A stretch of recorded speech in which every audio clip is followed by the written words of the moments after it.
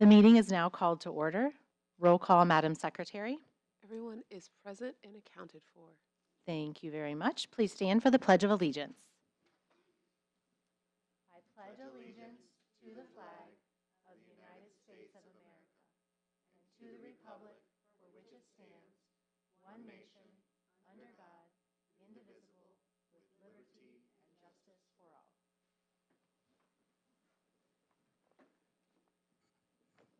The next part of our meeting is usually public comment, but this evening we do not have any public comment. So next on our agenda is consent.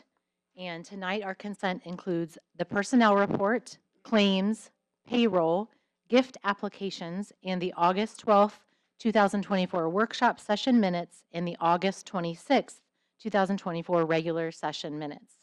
As a reminder for everybody, our consent agenda is our business part, our designated part of our meetings where we kind of have grouped everything together to be more efficient, and we consider these things that are pretty much the reason why the board meets, to be able to approve these things such as payroll and claims. Do I have a motion to approve the consent items? So moved. Thank you, Katie. Do I have a second? Thank you, Greg. Is there any discussion? Seeing none, we will now vote. All those in favor signify by saying aye. Aye. Aye. Motion carries.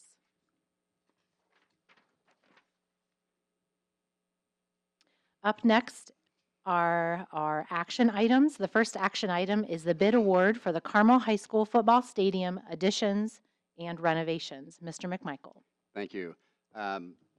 This project is funded with a bond issue that we sold previously. I think the board is aware. We have 12 bid categories. We did not receive a bid for bid category 2 for precast concrete. It's a rather minor category, and we anticipate soliciting a quote for that work later in the project. The second category is for category 4 for structural steel, and we've withheld that for further review at this time, but we are recommending then award of all the other bids. These are to the contractors with the most responsible and responsive bids. The total amount of these bids is $19,234,820, and we do have the bids did come within our budget estimates, and so we're well funded for the project, and I'd recommend your approval. Thank you, Mr. McMichael. May I have a motion to approve the bid award for the Carmel High School football stadium additions and renovations? So moved. Thank you, Katie. May I have a second? Thank you, Greg. Any discussion? Okay, seeing none, we'll take a vote. All in favor signify by saying aye. Aye. Aye. Motion carries. Next up is a group of change orders. So they're action items 4.2, 4.3, 4.4, 4.5, and 4.6.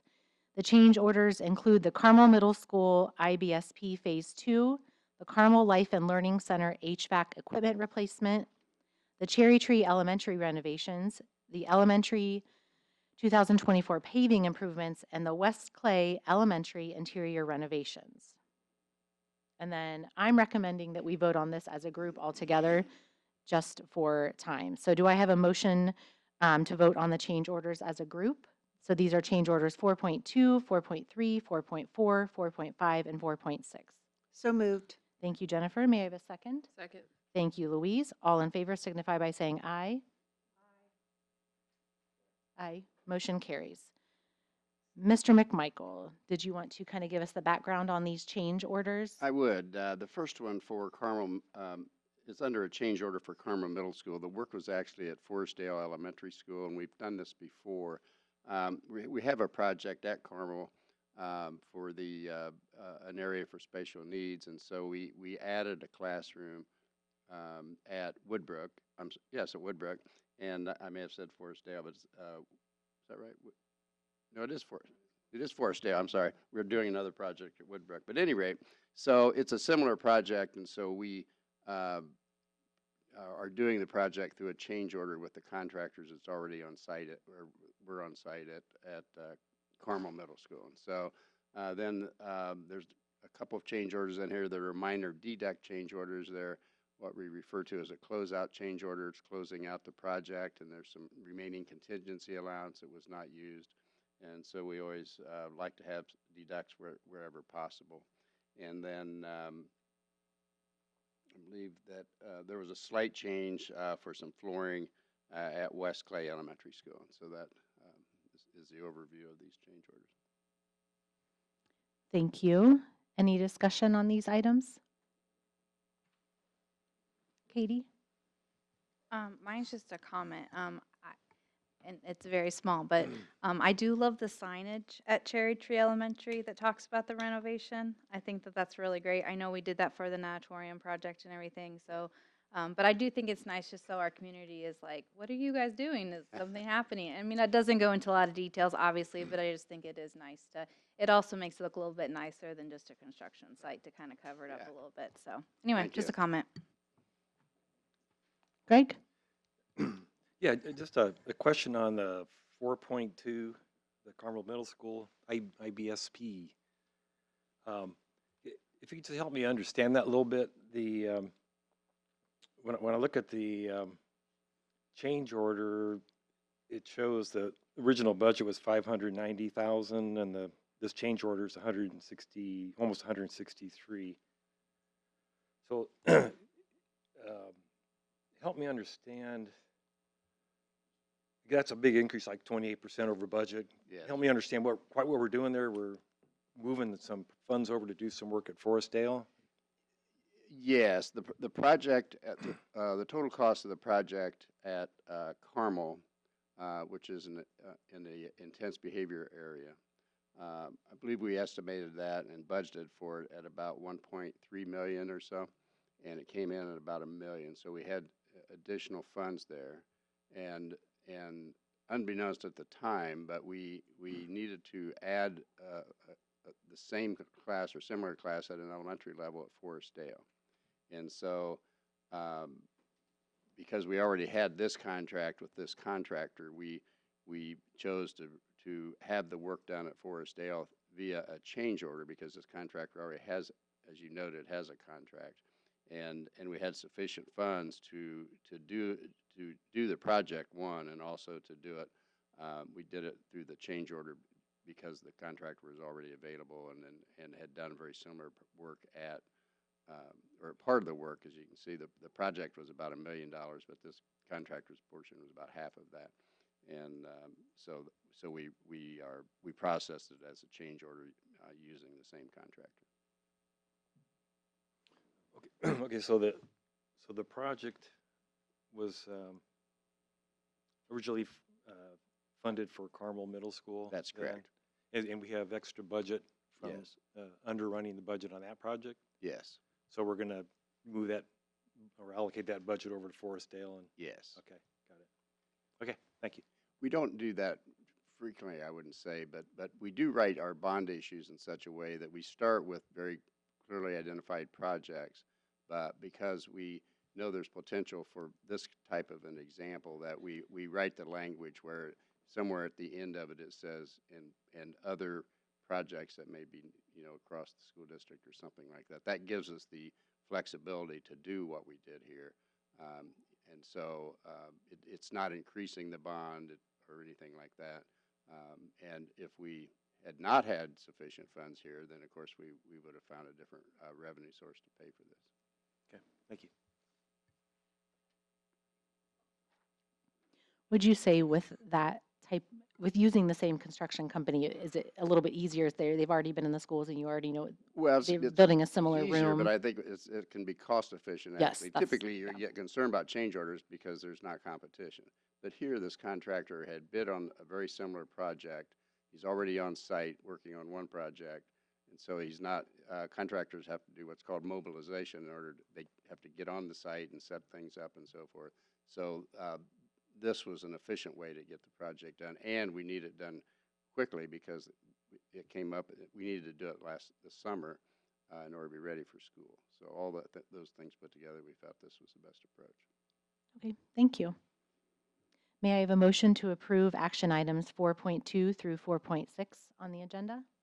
So moved. Thank you, Louise. May I have a second? Thank you. Any more discussion on that one? No, we will all take a vote. All in favor signify by saying aye. Aye. Oh, Trying to fathom. go ahead. So I apologize for that. So this project's already done? Yes. So shouldn't we have done this before we started the project? No, really, would be the short answer. We do have occasions, and this would be one of them, where because of the time needed for the project and so forth, it's not unusual, for example, we don't stop a project, in other words, if we have a change order, because the, the, the impact of that would be devastating. And so if this was, something unforeseen and was, much larger, there could be a time where we would kind of stop and discuss it beforehand. But in large projects at the high school, for example, many, if not most, of the change orders are already in process because it wouldn't be practical to stop the work for the project. And they're typically something that's either fairly minor or an unforeseen circumstance, and we're highly confident that there's oftentimes there's not a reasonable choice. We're not going to not complete a project because we had to pay additional money to move electricity that we didn't know that was behind a wall or something like that. So no, it's not that unusual to have change orders that are actually approved after the fact. It seems like we should have the board should see the change order to approve it, Yep. before we start the project, because we're approving monies that are already spent Yes. rather than approving monies before we spent it. So that's what I'm not quite understanding. Well, you're kind of doing the same thing every meeting with a claims report, because every one of those claims have already been paid, or I'm sorry, they've not been paid, but we have the material and so forth. And so it's similar to that in that what you did do is you approved a budget gave the administration authorization to write purchase orders, and I'm using that as an example. Likewise, with our construction projects, you have approved the project. And so in the case of the stadium, for example, it'll probably have some change orders. That's just the nature of the business. But with a $20 million project, and so you have approved, the project at an estimated cost of $20 million. And so I do see that as different than if it's not like we're going to go out and spend, hundreds of thousands or millions of dollars and then bring it to you. I do see this as a change order different than the project itself. So you weren't aware of the change order, but you are aware of the project, and so there's a difference there. And if we were, again, if the project turned into something significantly different, materially different than what we had brought to you and you had approved, then we certainly wouldn't just presume to proceed with that. And oftentimes, this happens when one is building a structure, a home, a Yeah. building, especially in a commercial property. There's soil remediation. I think we had that with the GAC where soil needs to be moved, or an egress, or water drainage, or Duke needs to move electricity, or all of those things. I think with the performing arts area, there were something about the lighting that came in where the fire department said we needed additional entrance and exit lighting for safety, and those things have to be put in. You can't finish the structure unless those things have been adopted so that they are to code. Yes, and so, many of our projects that are millions of dollars, they may have 50 or 100 people, different these, 12 or 13 bid categories. They'll have large numbers of workers on these projects. It wouldn't be practical to tell them all to stop and go home because we have to wait until we get approval for something. Now, it may not be that extreme where it would be everybody, But typically in a construction project, there's a sequencing that's involved. And so when we do the natatorium, for example, can't put water in the pool until you put tile in the pool, and then you have to, let it dry. And so if there's a change with the tile, to say everybody, that's associated with that area has to stop working until we have a board meeting, which our luck would be, it'd be 2 weeks from now. And it just we couldn't do projects that way. And there's nobody that I know of that does that as well. I mean, we all do. This is a very, the only practice that I'm aware of in all the time I've been around. Well, and in the end, we're not good custodians of the money if we are not looking at the project at its entirety and making sure that we're finishing things on a timely fashion and making sure that we're going to be able to get it approved for use after it's completed. That's correct. And in this particular change order, by the way, the administration has legal authority to not seek bids on projects that are estimated to be $300,000 or less. And so now we have change orders sometimes that are larger than that, but this particular one is half that amount. So we had a choice and if it was an independent thing that we weren't doing anything else, we would have solicited typically a minimum of three contractors to provide a quote, and then we would select what we felt was the best proposal, and then we would move forward with that. It sounded to me like this was something that kind of needed to be done. There was some sense of urgency to get it done in There order was a to lot of better sense serve of our urgency students. So because what that's why happened we're is here. By the time we could see that we were going to be crowded for space, because these are preschool, I believe. This is not preschool.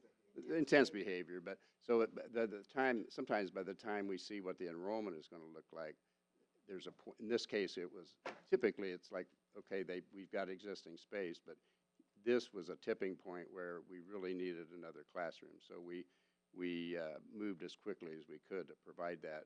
The alternative would be we'd be trying to start school with no appropriate space for the students, and you can imagine where that goes from there. So. Well, and that's against many laws, federally and statewide. So Yeah. we are better serving our students, which We are. is again, like I said, the point of us being a school system. Yes, but the point's well taken that if you're not familiar with kind of a lot of the things that we do, it intuitively it seems like, well, wouldn't you get approval, particularly if it's again over that $300,000 threshold. Thank you very much. Do we need to take a vote again since? Yeah, just a last comment.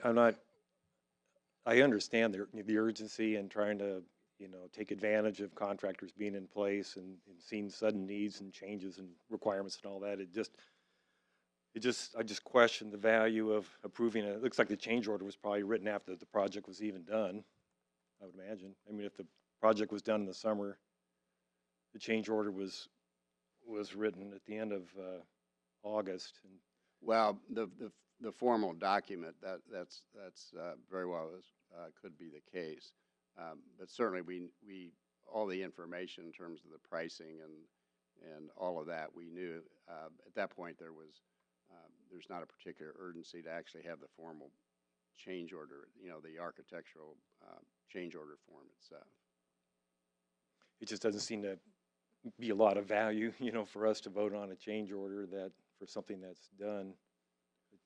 Well, the value of it is that the school board has a contract with these contractors, and so they're executed by us as well as the contractor. So they have a formal legal contract, and the only way you can change that is to have to go through this process.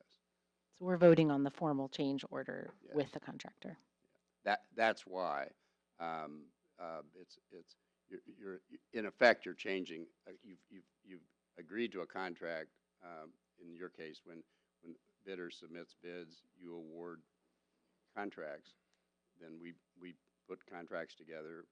Both parties sign, and so it's a legal contract. They're obligated to do the work that they bid on at the price that they bid it, and we're obligated to pay them if it's properly done. And so then, in the case of a change order, it's just what it sounds like. It's changing that contract either to a larger amount, or in a couple of cases that you just approved, it actually reduced the contract. Yes, and so a reminder, this change order, are voting on them as a group of 4.2, 4.3, 4.4, 4.5, and 4.6. So all of those change orders, not just the Carmel Middle School. So let's go ahead and take a full vote of everybody. All in favor signify by saying aye. Aye. Aye. Motion carries. Our next action item is item 4.7, and that is dedication of .131 acres of land to the city of Carmel. Mr. McMichael. Thank you. I was approached by a representative of the city of Carmel. They are intending to put a roundabout at 126th and River Road, and I'm sure you're familiar with that area.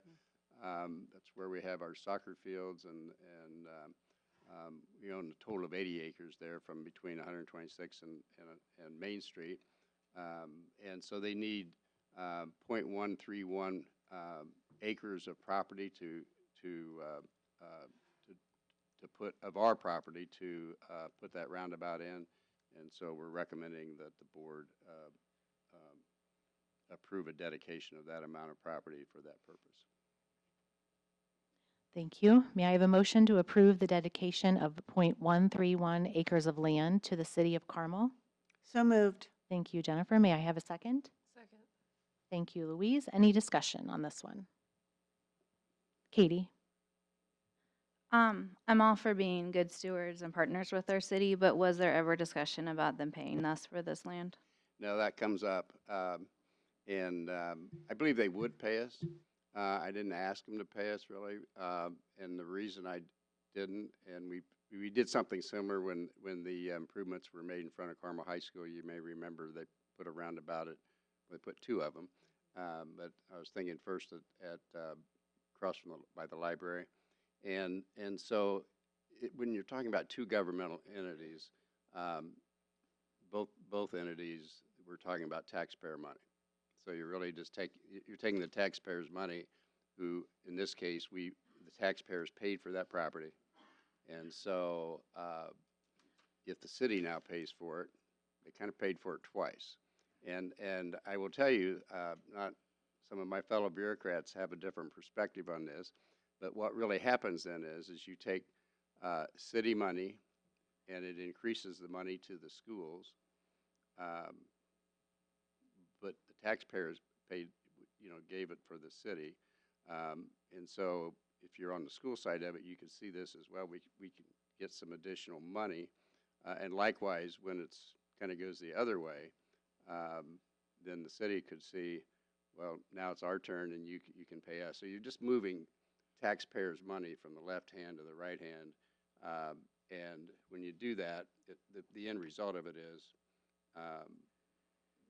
in this case, it would be a very small amount of money that would be available for the school to spend, giving up a sliver of property that has no impact to us at all, so that the city could do their project. And so I don't personally see the point in that, but that is an alternative. I agree with what you're saying. I just think it's always good to remind our Yep. audience too why we're giving something away. I think their lawyer might have been a little surprised because I don't always follow the typical path. And that's why we love you. Yeah. Okay, we will now take a vote. All in favor signify by saying aye. Aye. Motion carries. Thank you. Thank you. Our last action item is the adoption of policy 9270, home education. Dr. Dudley. Yes, thank you. So at our last board meeting, I brought this for discussion. There is a slight change in this policy. This policy allows students that are homeschooled to enroll into up to 2 courses, up to 4 credits per year at Carmel High School. So this is only students that are in grades 9 through 12 that can have that dual enrollment from homeschool as well as at Carmel High School. This policy just takes out the reference to J. Everett Light. That used to be our career and technical ed program that we used to work with, and we no longer work with them any longer. We work with the Pursuit Institute, and so it just takes that reference out. Thank you, Dr. Dudley. May I have a motion to approve the adoption of the recommended changes to policy 9270, home education? So moved. Thank you, Katie. May I have a second? Thank you, Jennifer. Any discussion? All right, seeing none, we will take a vote. All in favor signify by saying aye. Aye. Aye. Motion carries. Next on our agenda this evening is our discussion item. It is the 2025-2026 Program of Study course changes. Dr. Dudley. Great, thank you. So this evening, I'm very excited to bring to you a very comprehensive list of new courses and then some modifications to courses and a few deletion of our courses. So our program of study process, let me just explain how that works. New courses and modifications and deletions are brought to the Curriculum Advisory Committee that works over at the high school that's made up of administrators, of teachers. They're brought by each individual department. So for example, the science department brings these proposals, and then they have the opportunity to present those to the Curriculum Advisory to get feedback on those, to ask any questions about those courses, and then those courses then are recommended to Dr. Ferris and to myself as we go over and review that information, make sure that we have the resources that we need. For example, in some of these courses, we need some resources where we need some different types of computer labs. And so we go through all of those pieces, and then I bring those new proposed courses to you at our board meeting. And so several of the courses, all the new courses offer a variety of opportunities for our students. For example, there's a few new math courses that will offer an opportunity for our students that are not necessarily looking at a STEM pathway, but they definitely will be going to a four-year college, but they don't necessarily want to take our ACP courses. So we're offering additional courses that meet both the graduation requirement and also meet college graduation admission requirements. We have several new pathways and continuation of pathways with courses. One of the most exciting ones is we are going to start offering a pathway in aviation, where this is in conjunction with our Pursuit Institute, where our students will have the opportunity to take a series of courses in a pathway that will lead to helping to prepare them for their single-engine pilot license. And so that's an exciting one, and that is one that several of our students over several years have been very interested in that area. And so our students would actually be, for this next year, those courses would be held at Noblesville High School. And so the students would be at Carmel High School for part of the day, and then they'd be at Nobles High School for part of the day as well. We have several courses that we will begin offering dual credit through Ball State, through Vincennes, and also several through IU, where the Advanced College Project. One is in chemistry, where our science department does not have any ACP courses right now that they currently offer. This would be the first one that they offer, and we do have a partnership with Indiana University for the college project, where our students have the opportunity to earn those core courses that they need, up to 30 courses of college credit before they graduate from Carmel High School, to prepare them, and they would be college credit to go to IU or to any other university that would accept those college credits as well. So we're offering those opportunities. Several of the courses we are opening in lieu of the potential graduation requirements in the social studies area. We have several social studies courses that we are proposing to offer the enrollment open to both freshmen and sophomore. Currently, those courses are only offered to juniors and seniors. However, as we look at the requirements for what students will need in social studies, we want to give them multiple opportunities to continue to take those courses if they are interested in them. we have in our PE department, that department has really done a nice job of looking at how they can almost reinvent themselves. They are continuing with their pathway in exercise science, so they're proposing new courses that will continue that pathway, but they're also updating several of their current courses to make sure that they are more appealing to students, for students to work with that lifetime fitness or recreational games, because the whole part of PE is to make sure we're helping students to be healthy now, but then continue with that lifetime health. And not all of them, many of them play sports now. Some may play in college, but then they don't continue that. But we really want to make sure that they can continue that health and have that healthy lifestyle throughout their life. And so they're revamping several of their courses in the PE department. And so, with that, I'll take any questions you might have. Katie? Not so much a question, but a comment, and I feel like I can make the same comment every time we have one of these. Is just how incredibly amazing our students, the options that they have at Carmel High School. Yes. I mean, aviation. I mean, are you kidding me? Like, that's just so incredible. And as a parent, I have a junior who's doing the EMT track, and to see that through my daughter, we went out and got her boots and her pants because she's starting clinicals, and it's like she has to be able to kneel in glass because she's going to be car accidents, and she's going to do ride-alongs in ambulances. And I mean, it's just so incredibly amazing, the opportunities that we give these students, where unfortunately in our world we ask, what do you want to be when you grow up, very, very young, but it gives them a chance to be like, for her, wants to go into medical, but she may go to one car crash and be like, nope, not for me, So I think it is so amazing that these opportunities that we give these kids to kind of get to try things out. Like, if we had those opportunities in high school, where would we be? We'd be here, exactly right here, every single one of us. But I just think it's so very exciting to see all the different things. So thank you so much for you and your team who continue to think outside the box and to offer additional opportunities for our kids. Anybody else?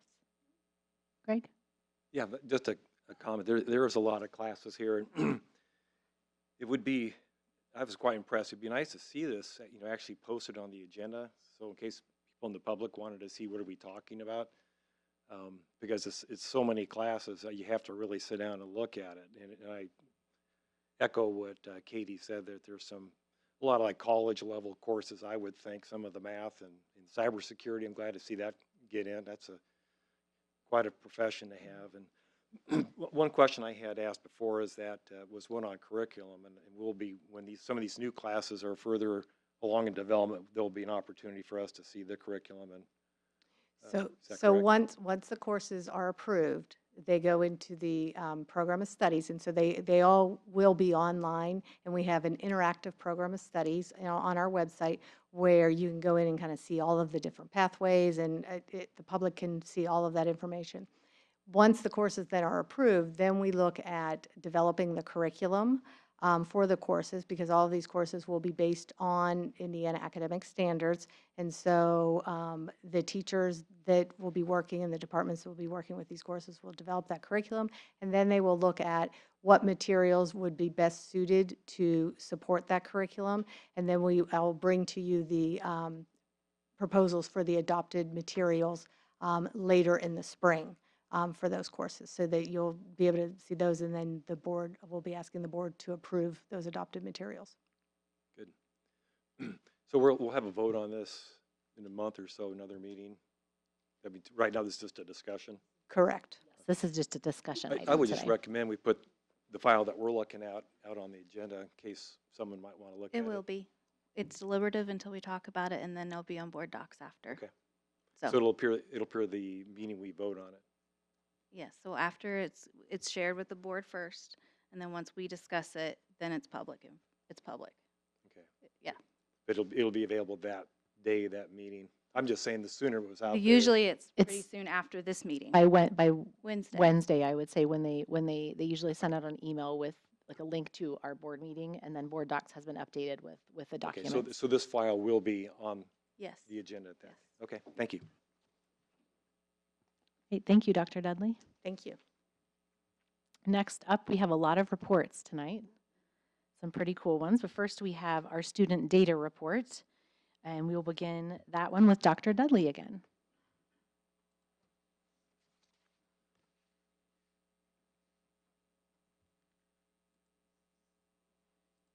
Okay, so thank you. So this evening, I'm going to share with you information on learning because in our curriculum instruction and assessment department, we are all about learning and we're all about student learning. But in addition to that, we also are all about adult learning and how can we continue the adult learning. So this evening, I'm going to share with you a little bit about what that professional learning looks like for our teachers and for our administrators throughout the year as we continue that. So first, focusing on that learning, when we think about our students in the learning, when we talk about what are they learning, they're learning the curriculum. That's the content. The content that we teach the students is the what. And then how do they learn that? They learn that through instructional practices that are put in place within the classrooms. And our instructional practices, we have a framework, a common framework called FTEM that we talked about a little bit at our last meeting that gives that common language, that gives a common shared understanding of instructional practices and they're all research-based best practices in order to ensure that we have learning at a very deep level for our students, that our students can take that learning and then transfer that into real-world skills. And so that's the how. That's how we do it. So the what is the curriculum with the content and the how, and the why we do that is for our own student learning. So when we think about the adult learning and we look at this graphic, the adult learning is on the what and the how. So the adult learning might be on new curriculum areas. For example, we are implementing a new curriculum in our elementary school in literacy, wit and wisdom, and our adults, our elementary teachers spent hours and hours this summer, and they're continuing to deepen their understanding of that learning in that curriculum and understanding that new program and those materials. Also, the adult learning can be focused on the how or the instructional practices. How do we continue to refine our teaching and looking at those practices in the classroom to really ensure a deeper level of learning for all of our students?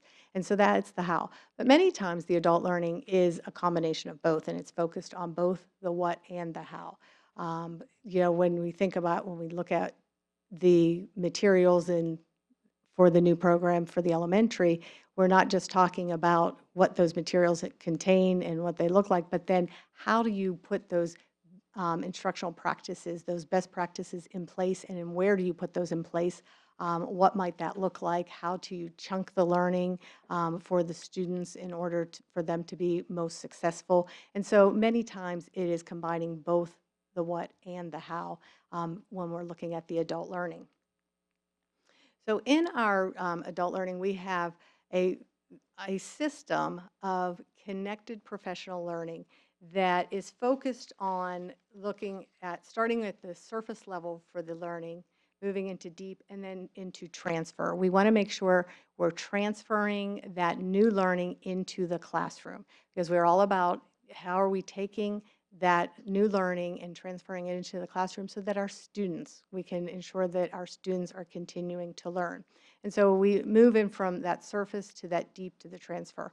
When we think about the connected learning, you may start with the developing of an awareness. So when you're looking at a new program, such as Wit and Wisdom, you're developing that awareness of it and you're building that knowledge. In the summertime, when going to one workshop and to develop the awareness or to build some knowledge on it, that gets you right at the beginning of that learning. So you learn about the program, you learn about the materials, you learn about how to organize those materials, but that gets you at the very surface level of the learning. You can take those, you can put them into practice, but will those practices be the very best practices that we need to ensure the deep learning for our students?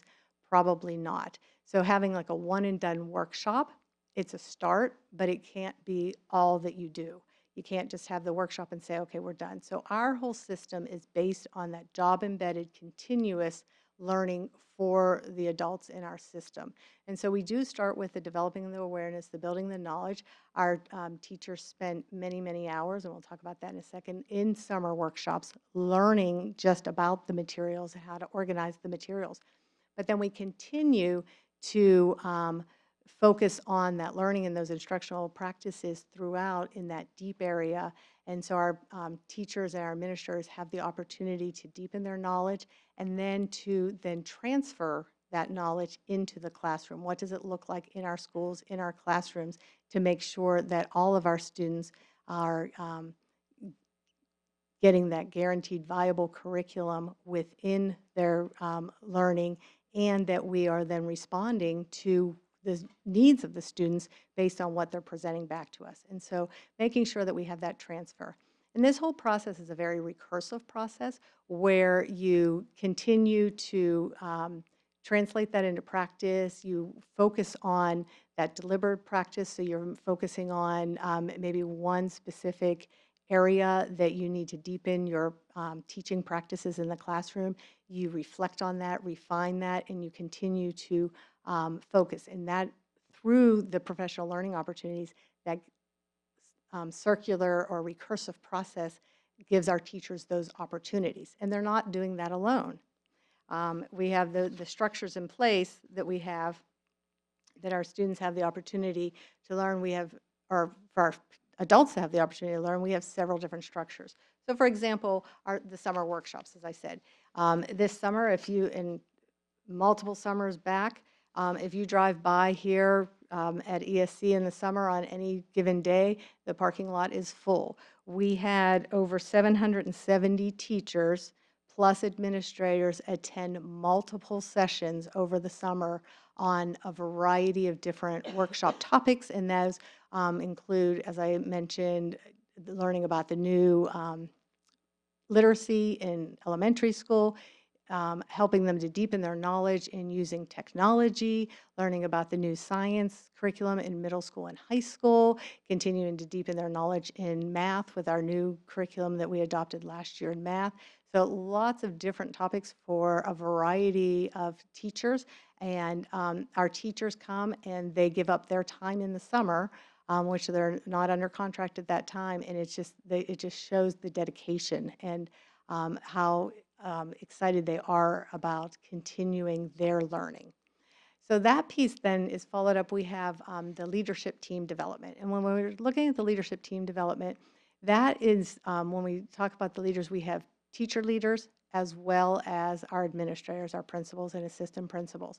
And so at every single level, at the elementary level, we have elementary lead teachers. And then at the middle school and the high school, we have our department chairs that are the teacher leaders in the respective levels. They have the opportunity to come throughout the year, and they engage in extended workshop time here at the district level. So the elementary lead teachers come with their administrators from their building, and they continue to deepen their understanding and those instructional practices. Right now it's focused on wit and wisdom and implementing that curriculum. Then they take that back to their schools, their respective schools, and then they engage in smaller chunks of time, engage the teachers in that learning so that they can, everyone can continue to deepen their knowledge. We have the same process with our middle school department chairs and administrators. They come out throughout the year, and our middle school and our high school. Right now, our middle schools are deepening their understanding of our instructional framework with FTEM because we're in year 2 at the middle school. And at the high school, they are beginning to build their knowledge on the instructional framework because we are in year 1 of FTEM. And so the process, though, is the same, where they come over here, they engage in an extended learning time, and then they take that back. And then they come back to another one, and then go back to their buildings and engage their teachers. And so this way we have a very systematic approach so that everyone can continue their learning at high levels. And one of the reasons we do it this way is because we can't just take everybody out of the classroom and bring them over here for extended times to go back. So we do this as more of a train the trainer types of work where they come, they deepen their knowledge, and then they go back and then they support the teachers in building that knowledge as well. Another structure that we have in place is our side-by-side coaching and learning walks. So this is a structure that the side-by-side coaching piece that we use where I actually just spent the last 3 days with our high school administrators at our 3 middle schools where we were going in and we were helping them learn more about our FTEM framework and where they were practicing scoring, observing teachers and scoring and what would they score on the different elements. So they were seeing the live teachers. And the reason we did it at the middle school is because the high school was still just learning about it. They have not started implementing it. So they went to the middle school to do that. So those are those side by side where they get the opportunity to go into other classrooms, see those instructional practices in live, and then really have the opportunity to talk about those instructional practices and how they might implement those instructional practices back at their level. As well as the side-by-side coaching, we have another structure that we use throughout the schools called learning walks, where teachers have the opportunity to see in action other teachers' classrooms. So they go into other teachers' classrooms where they're learning about a new process, or they might be learning about, how is this teacher implementing the reveal math programming, and what does that look like, how this teacher might be differentiating. Other teachers on that team or in the school have the opportunity to go in, to see it in action, to process what they're seeing, then to ask questions, and then they have the opportunity to then take that back to their own buildings. So that's another great process that helps them to continue to refine their own practice. Also, at all of our levels, we have professional learning teams. You might have, sometimes they're referred to as PLCs, professional learning communities, or collaboration time. But we have that built into the schedule where our teams of teachers have the opportunity to work together. And these would be like subject, at the middle schools, they call them subject grade level. So everybody that is teaching pre-algebra at the middle school in 7th grade are on a team together. They have the opportunity to work with each other and where they can plan the curriculum, they can plan those instructional practices, they can look at what is working when they're looking at that student data, and then they can come back and revise their own practice to continue to focus on the student learning. So that's another structure. Another piece we have at our elementary is we continue to have our instructional coaches at the elementary, where they're engaging in student-centered coaching cycles focused on that student learning. And so they have the opportunity to go in and work with teachers one-on-one, or it might be with teams of teachers where they're really focusing on looking at what are the needs of the students in the classroom, and then refining the practices that are happening and to really help to get those practices at continuing to get them at a higher and higher level so that the student learning continues to improve. And then the last structure in place is those feedback sessions. And these feedback sessions are all about our FTEM implementation. Our evaluation system, as we explained at a previous meeting, is not about just evaluating the teacher and getting the score for the teacher, but it's really about continuing to grow the practices of the teacher.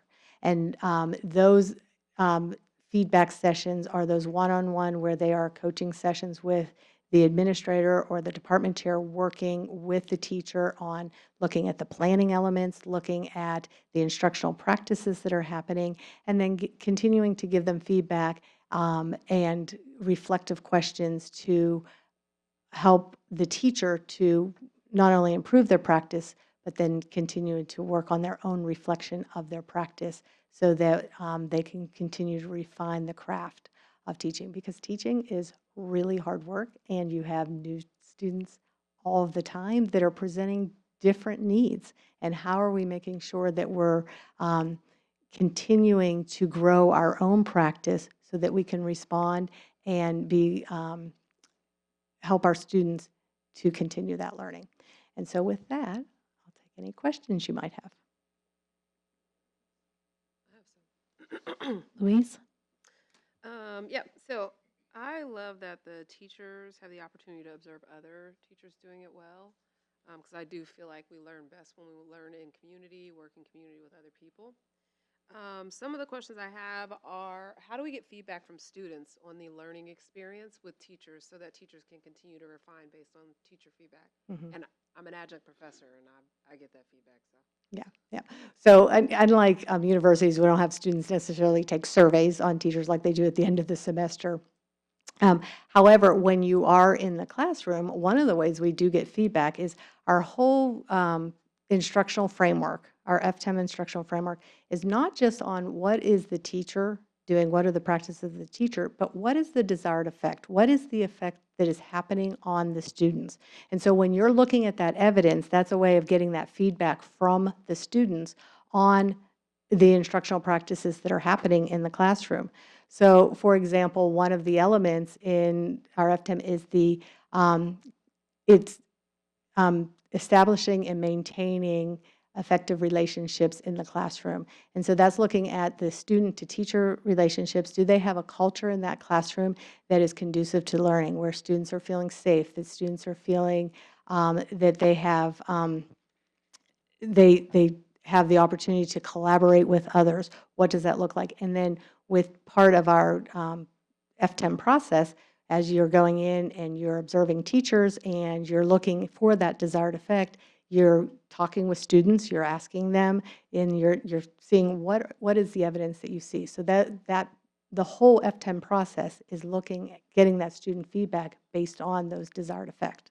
It's not it's not just necessarily always having focus groups, or we're certainly not doing surveys with the students, but we're continuously collecting that feedback. And then that feedback then that's the conversation that the administrator and the teacher are having to say, okay, then how can we continue to improve this? How can we improve in this area? Okay, so can you speak to how it aligns to outcomes for students, meaning, you know, at the end of a specific quarter or semester, if we look at how the students are performing in a specific class with grades and things like that to inform how we coach or inquire of the teacher. Can you speak to that Yeah. at all? Yes. So many of the elements is not just waiting for the grades at the end. It's not just waiting for, what happens at the end of the year or the end of the semester, but you're really looking at specific outcomes for students within the lesson planning and within the lesson, the instruction itself. So for example, when one of the elements that teachers are working on is planning to close the achievement gap for students. So in that element, that is looking at how are we planning instructional practices to make sure that every student that is in that class, in that section, is growing and learning. So we're looking at every student that is not only our high achieving students, we're looking at our MLL learners, we're looking at our students that need scaffolds and supports with special education. We're looking for students, we're looking to make sure that we are growing those students that maybe didn't have the opportunity to learn in the past. We have students that come and transfer to us that maybe didn't have all of the same opportunities, and they might need some more support and scaffolds. And so it's closing that to make sure that all of those students, and so you're looking at it in not only a year or a semester, but in every lesson. How are you making sure that that's happening in every lesson? And then you're also looking at what are those outcomes? What are the results in those instructional practices? And then when it's not happening, how are we going back and making sure we're improving their outcomes? So you're looking at it even at a more granular level than just waiting till the end. The end it's already happened, and Is that that more so, but is that more so, not to interrupt you, I just want to make sure we get to the core of the question. Is that more so in like how our teachers are developing and monitoring, or is that how we are assessing the teacher's connective tissue to monitoring how the students are doing? You see what I mean? If I boil it down to some of the basics, I wish there were more students here. So how are we getting at students when they're like, "Woo, you don't want that teacher," or "Man, that teacher is really hard. I can't figure out how to be successful." And there's those norms with certain teachers. So I'm trying to understand how this awesome new platform or framework gets to where there are achievement gaps with students and holding teachers accountable for leaning into that. And I feel like it's still a little muddy for me. Mhm.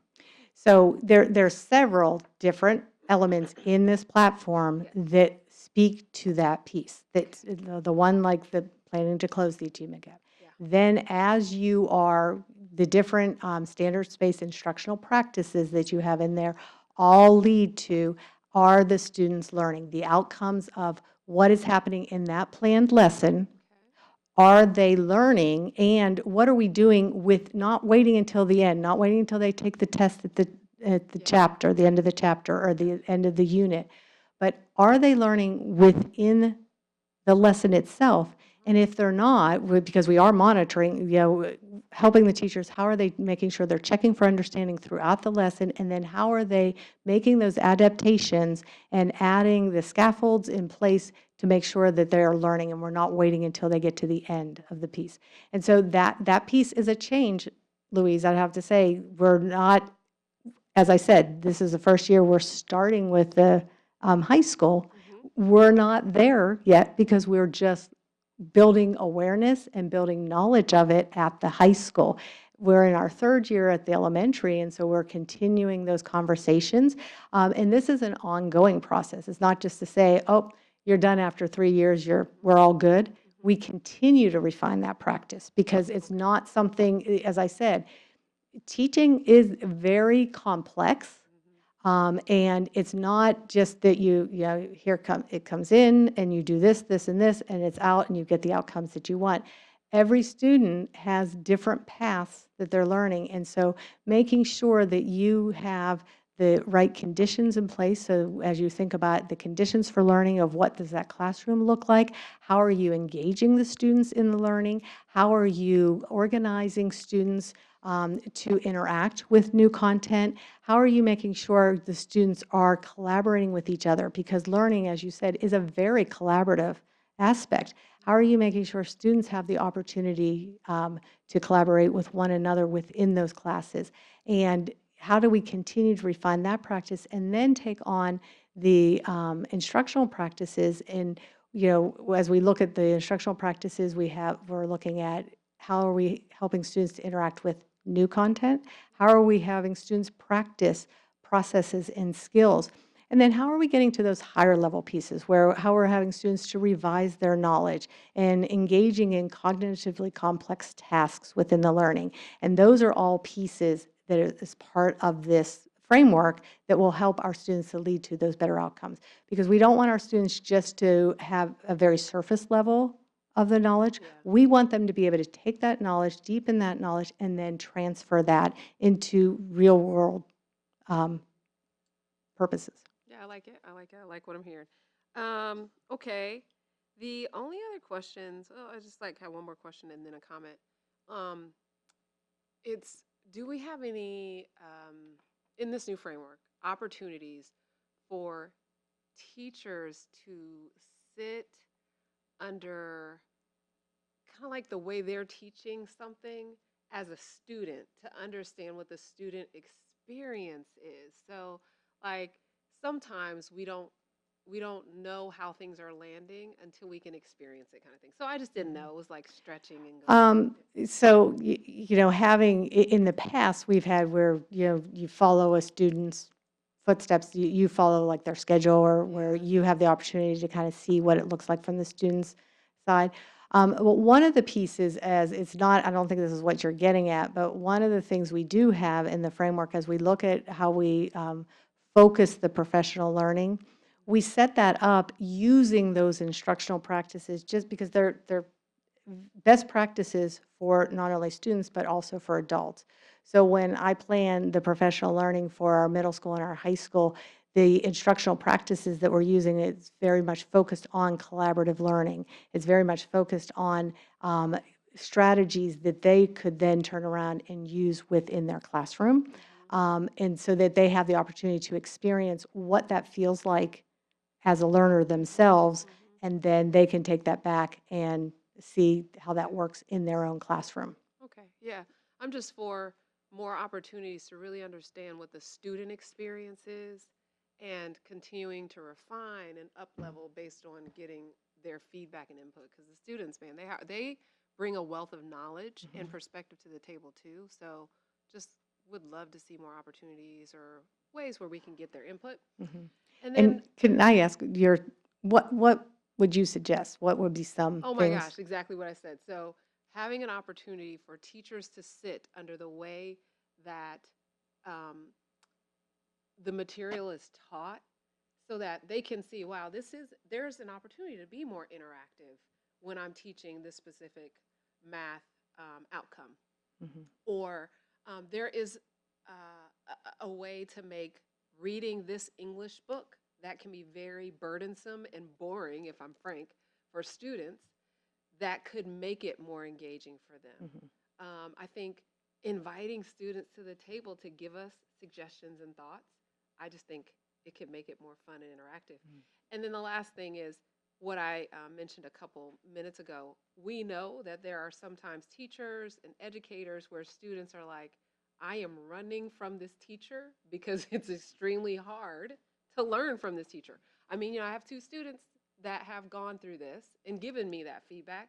So how do we as administrators and educators make sure we have line of sight into where those areas of opportunity to develop and grow those teachers are and lean in? So Mhm. that's kind of like my suggestion. And then the last suggestion, or not even suggestion, it was like comment that I was going to make is with AI coming, um, love to have a presentation on how the ways in which either we're giving teachers an opportunity to leverage AI to make their work easier, or what we're doing in our education, in our classes, to embrace the fact that AI is here. It could be, courses that we're thinking about bringing in or whatever. But Mhm. Yeah, and we've done some workshops on that for our teachers, but we've not delved into it at a very deep level. yeah. But there are lots of opportunities there, so that's Yep. something we And can look at. the only other suggestion that might be controversial is I would like for students to get a survey on their teachers so they can share that feedback. But that doesn't mean I speak for the board. Thank you, Louise. Greg, Yeah. go ahead. Dr. Dudley, you mentioned several times about collaboration in the classroom and having, the children that are getting it a little quicker, maybe have a different way of looking at a problem can help those that are maybe struggling a bit. No, not necessarily. I mean, that might be one way that they do that, but it's not the only way. But learning is a very social endeavor. It's where you can talk through the learning. So you're developing collaborative tasks where everybody in that task is not just a group learning where you do a group project and one person does the work and you have hitchhikers, the rest of the people just kind of watch that one leader. But it's really where it is a truly interactive, where everybody has a part in the learning, that if that it'll fall apart if somebody doesn't do their one part. So it's not just like the peer tutoring.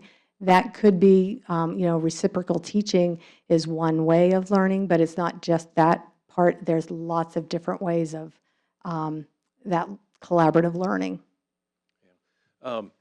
It just, I know a lot of times the more kids you have in a class, the more likely you're going to have some kids that are zooming along and others that, everywhere in between. And do you feel we have enough IAs in classes, particularly the bigger classes, where they may need to break out and really help some kids more than others? And so it's really kind of more of a resource question. So, yeah, so one of the things that we have, as we look at how are we structuring that learning and how are we using our resources, and one of the resources is having instructional assistants that we can then break down even further of how you're helping to support those scaffolds in the different learning. And so, and we always look at students that need differing supports and making sure that we're staffing. And I feel like we keep that, we continue to look at needs within buildings as needs come in, and we staff accordingly for those areas.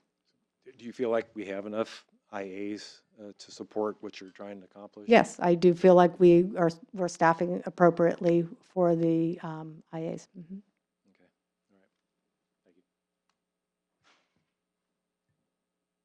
all right, thank you.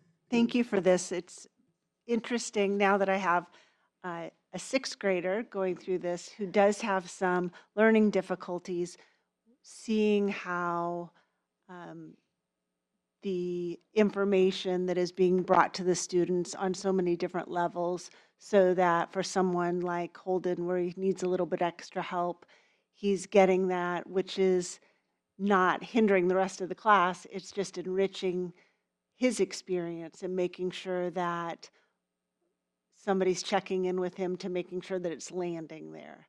And as students change, as you mentioned, students are come into the classroom every year and they're just a little bit different. There's different experiences that they have had in our world. Their brains are tuned a little bit differently because of the technology that they use. And so teaching itself has to be so fluid so that we are bringing them the material in the ways that their brains can understand.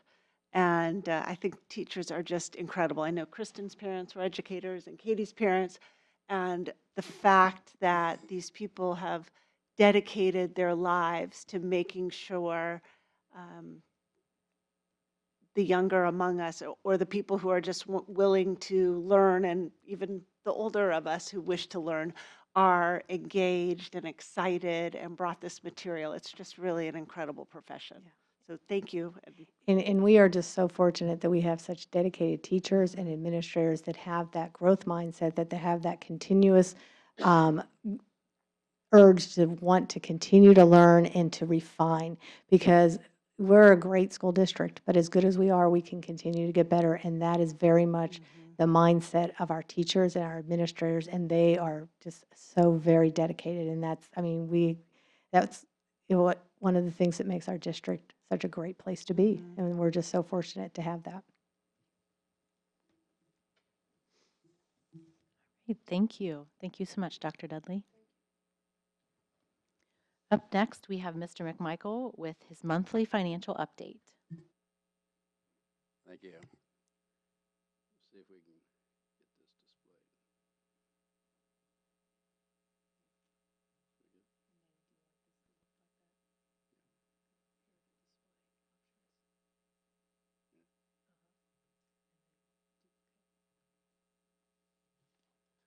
Okay, with a little help from my friends, I'm ready. Okay, so we're keep in mind that our funding is for our education fund is on a fiscal basis from the state, but our budgets are developed on a calendar year basis. So we have a little bit of cross in terms of the revenue and relationship, and then other revenues such as all of our property tax, of course, is on a calendar basis. So we're through August, and our education fund and our education fund, our referendum fund are continue to be in good shape.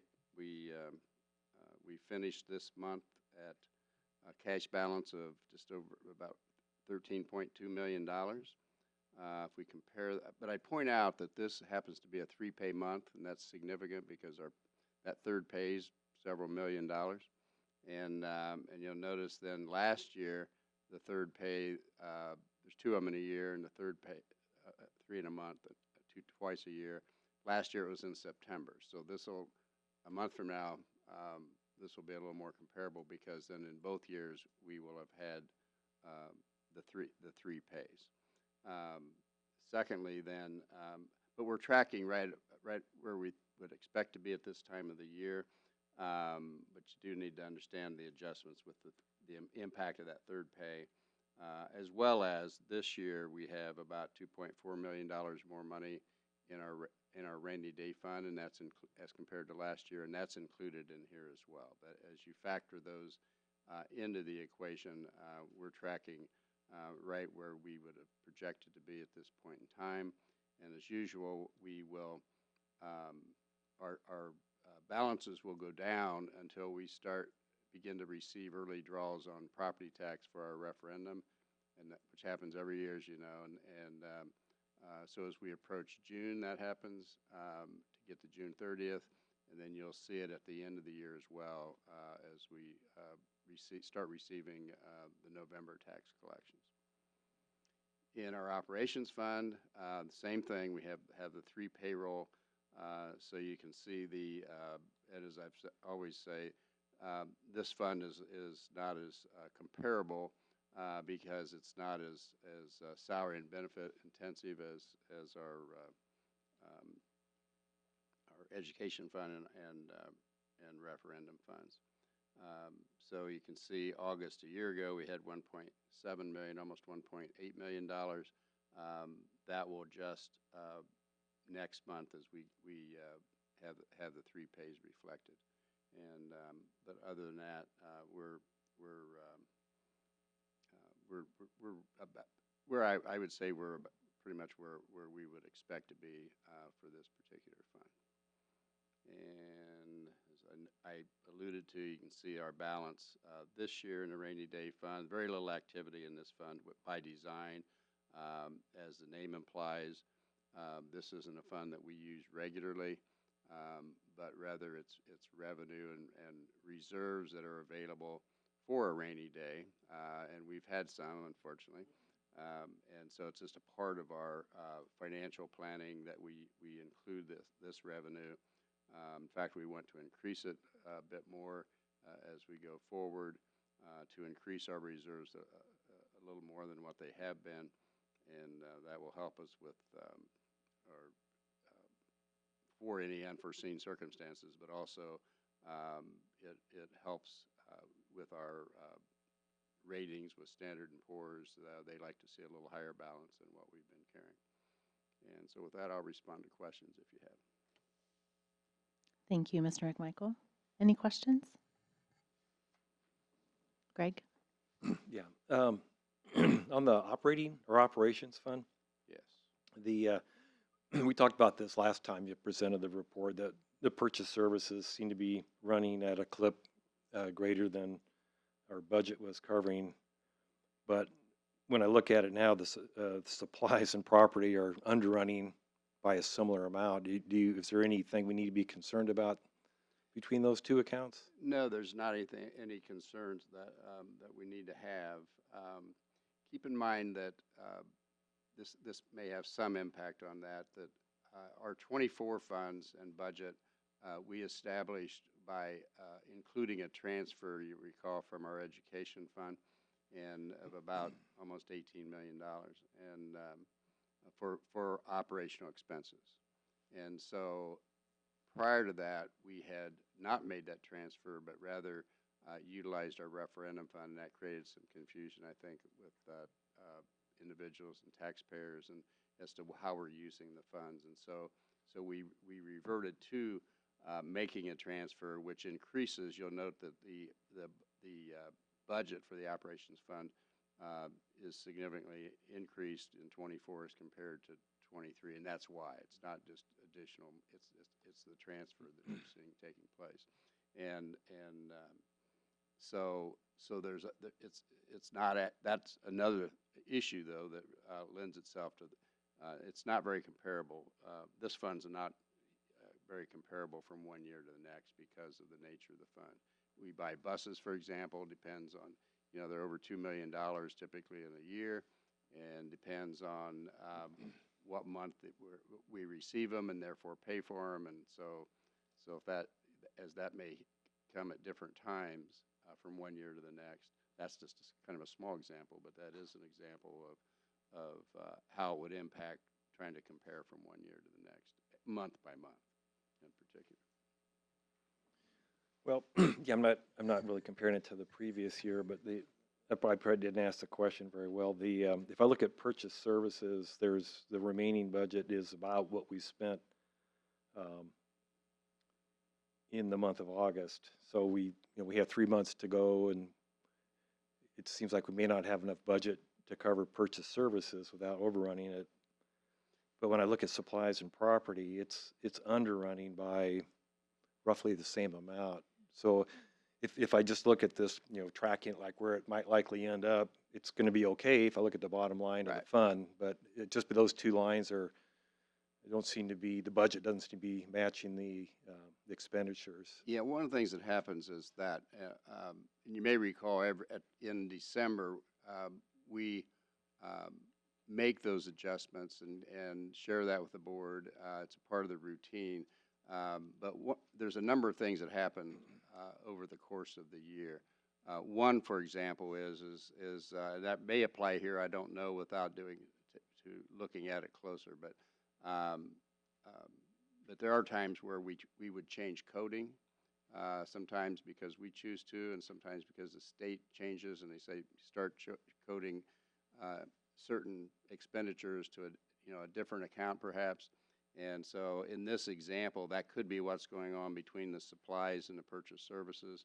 Um, and so, because there are items that come out of this is that, is our utilities, for example, is that a purchase service or is you see it as a supply?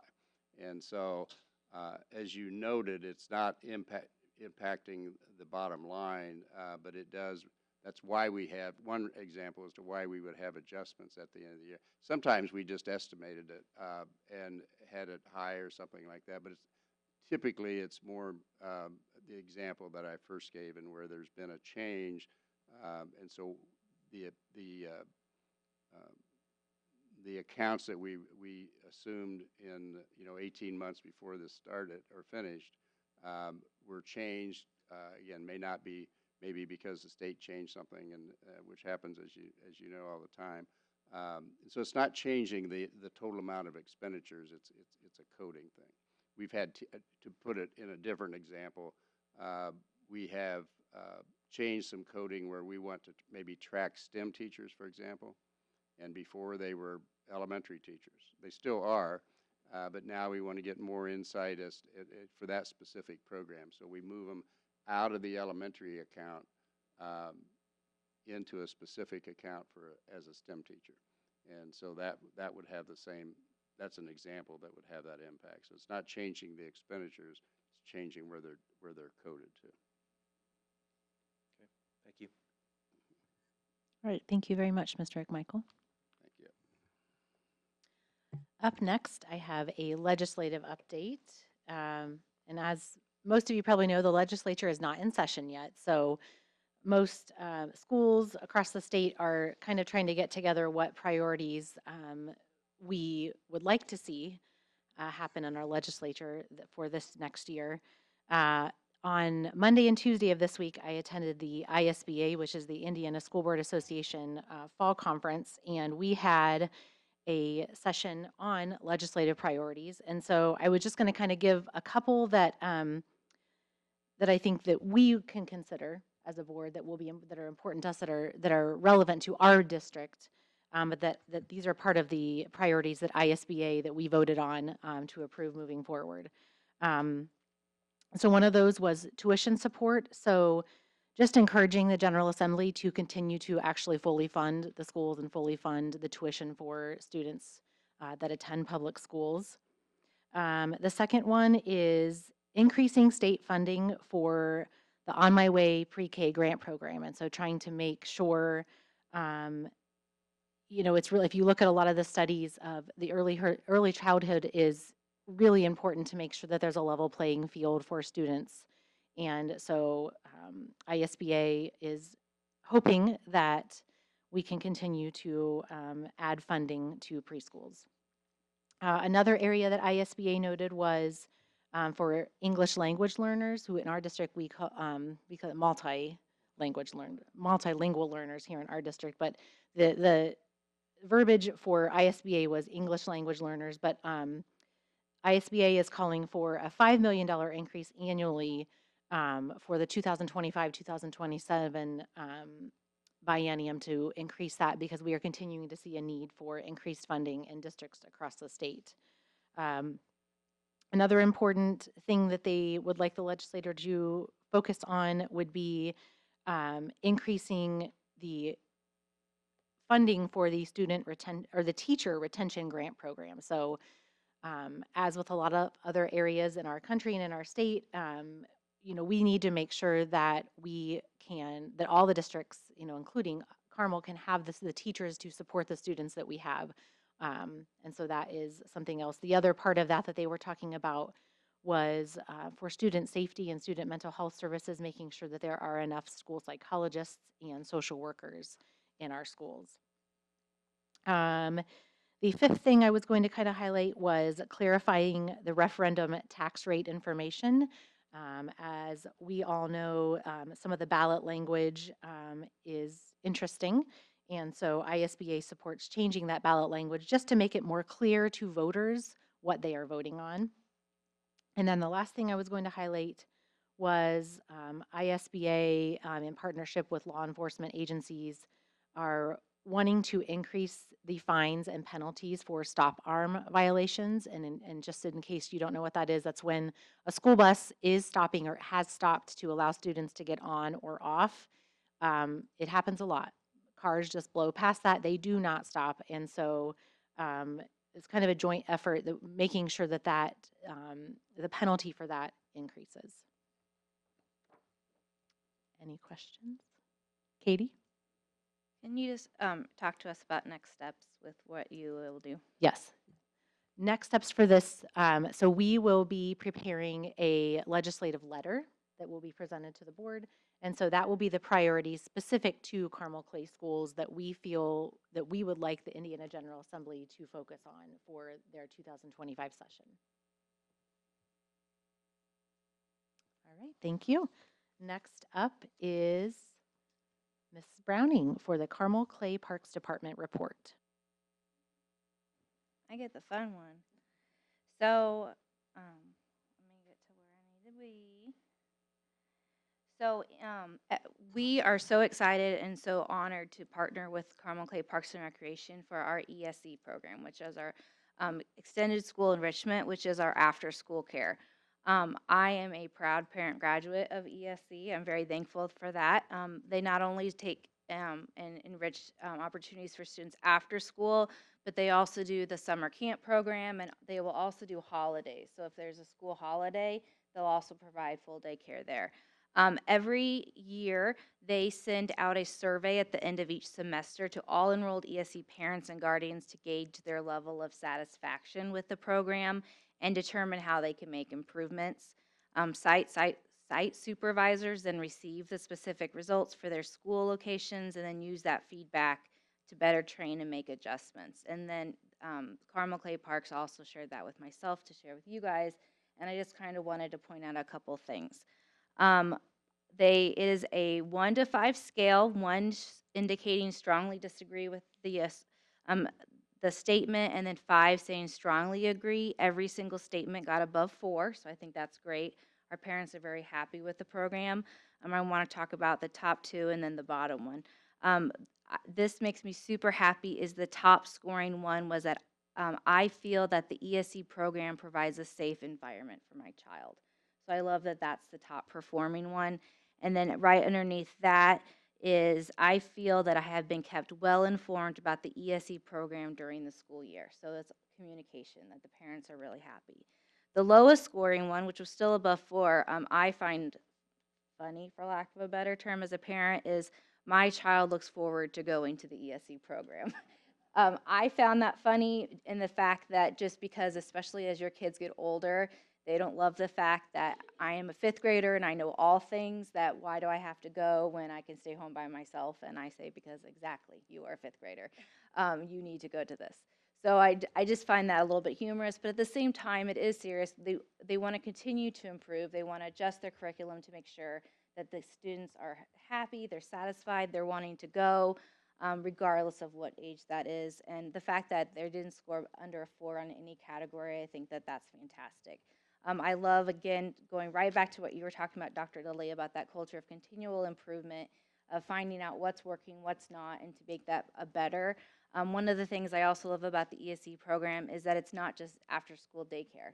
They're helping them with homework. They're making sure that they have enriching activities. There's like student clubs. They're doing all these things. They have talent shows. My child had a partner a talent show who got stage fright, and I ended up doing a puppet show. I mean, it was just all these different things that they have, and so I do think it's a great partnership with our Carmel Clay Parks and Recreation. And I'm also thankful, Mr. McMichael, and for all of your team for supporting that endeavor and making that a strong relationship. So I know as a parent and then as a board member, I'm very happy with that. So that's all. Any questions? Thank you. I have a comment as Yeah. a parent of a second grader who attends ESE. He loves it. So I Good. think my We answer balance was each other 5, out. right? No, my older kids were sort of like yours. But he absolutely loves it. And I wanted to comment on the survey just so that everybody knows they send those surveys out a lot to make sure parents have seen them. So they don't just send it out once and hope that you see the email, because we all have 1,000 emails in our inboxes, right? They send it over and over again to make sure that we do get the survey and then we can give that feedback. And then I also wanted to, this is at least true, and I know of a couple friends who have their kids in ESE, and then my son is at Carmel Elementary, but they really work hard on rewarding positive behavior. And so at Carmel, they get Carmel Cash. And so when they're given kudos for doing good things, they get to these little tickets they get to turn in and get, candy or experiences. And so, yeah, my son loves it. So.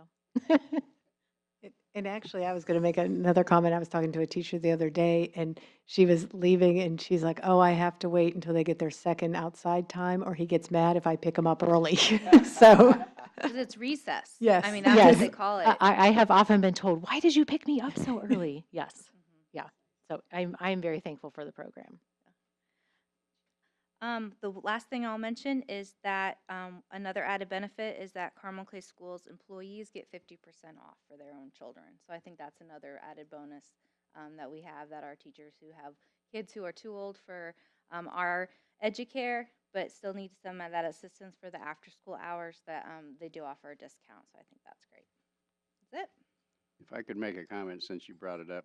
Please do. I would want to emphasize that Carmel schools and the city of Carmel have an outstanding relationship, and that's not always the case in communities, but it is in ours, all across the board, whether it's our SRO officers or this program. Um, every area that we work in, earlier this evening with the roundabout, for example, but with this particular program, this is an example where uh, both entities are trying to, and certainly the schools are providing facilities, for example, so that the Parks Department can run summer camps in our middle schools, for example, and therefore the taxpayers aren't providing facilities twice for two different entities. We try to maximize the use of the public's property and facilities to benefit the community and the taxpayers. So, and I think we do, we're both parties are very conscious of that. All right. Thank you, Katie. Up next, Ms. Nelson Williams has a Carmel Education Foundation report.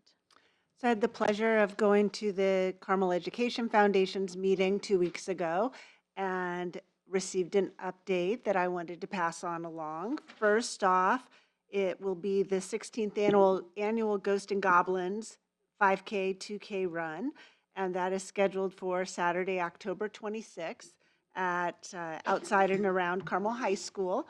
For anyone who's participated, it's a very fun event. The kids love it. There's still time to register, and it is a special pricing, and they're offering special pricing until October 1st. You can register for that at ghostandgoblinsrun.com. There are also many opportunities to volunteer, to stand on the sidelines and just cheer for people. I think there's still time to still be an event sponsor, and everything will be wrapped up on that day by 11 a.m. The Carmel Education Foundation is continuously looking for partners in the community, business partners in the community that would like to enjoy a sponsorship opportunity, and they have a wide range of available programs. One can be a business sponsor for between $1,500 and $15,000. And I know with our business, we just looked at that recently, and there was many opportunities to be involved. the funding that they receive from these partnerships and through the Ghost and Goblins Run sponsor programs throughout the year for our teachers through their grants, for our kids who are able to apply for grants. They also fund opportunities with Carmel Ignite through a partnership with their Achieve initiative. They're partnering with Junior Achievement and the Carmel schools to provide learning opportunities for students throughout the year through the Career Ignite, as I said, and BizTown, really furthering that opportunity for kids to have hands-on experiences, to learn about careers that they might want to pursue later on in life. And those are either for high school kids or for the little guys. So the Carmel Education Foundation is a wonderful partner of the Carmel Clay Schools, and just wanted to make sure everybody was aware of those opportunities. Thank you for that. Up next, we have Dr. Ostrike for the superintendent's report. Good evening, President Coquet and members of the board. Dr. B is out today, but we'll be back later this week. And I also want a special thank you to Joyce Myers and April O'Call for standing in tonight for Mrs. Nobis. We really appreciate you both. I'd like to start off by sharing that congratulations to our 44 National Merit semifinalists and 58 commended students at Carmel High School.